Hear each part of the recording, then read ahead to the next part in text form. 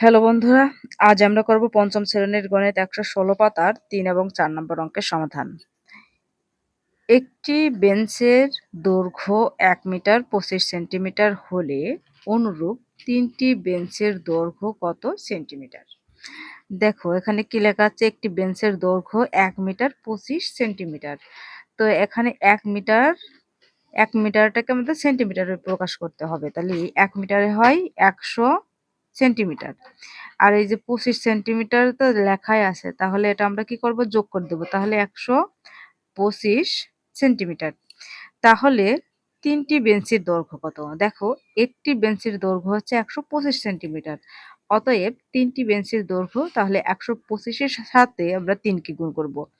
১২৫ গুণ ৩, ৩ ৫ ২৫ এর ৫, হাতে কত ১, ৩ দুগুণে ৬ আর ১ ৭, ৩ ১ ৩। তাহলে ৩টি বেঞ্চের দৈর্ঘ্য হচ্ছে ৩৭৫ সেন্টিমিটার। ৪ নম্বর অঙ্কে কি আছে দেখো, মারুফ আধা ঘন্টায়। আধা ঘন্টা মানে ১ ঘন্টায় হয় ৬০ মিনিট। তাহলে এর অর্ধেক ৩০ মিনিটে হাঁটে ৩০ মিনিট। মারুফ আধা ঘন্টায় ৩ কিলোমিটার হাঁটে। তাহলে সে প্রতি ৫ মিনিটে কত মিটার হাঁটে? এই যে কিলোমিটার, আমাদের উত্তরে চেয়েছে মিটার। তাহলে ১ কিলোমিটার সমান হচ্ছে ১০০০ মিটার।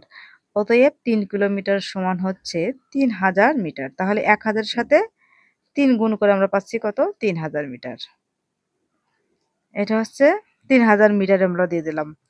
তাহলে ৩০০০ মিটার হাঁটে সে, ৩০ মিনিটে ৩০০০ মিটার হাঁটে। দেখো ৩০ মিনিটে হাঁটে ৩০০০ মিটার। তাহলে ১ মিনিটে হাঁটে কত মিটার?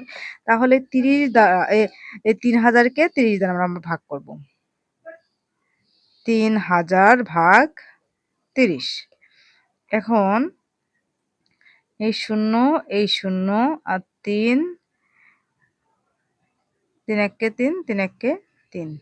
তাহলে এখানে ১ আর এই ২ শূন্য, তাহলে ১০০ মিটার। এখানে হচ্ছে ১০০ মিটার। তাহলে সে কি হচ্ছিল, ১ মিনিটে হাঁটছিল ১০০ মিটার। তাহলে ৫ মিনিটে হাঁটবে কত মিটার? তাহলে ১০০ সাথে আমরা ৫ গুণ করব। তাহলে ৫০০ মিটার। এটাই হচ্ছে উত্তর।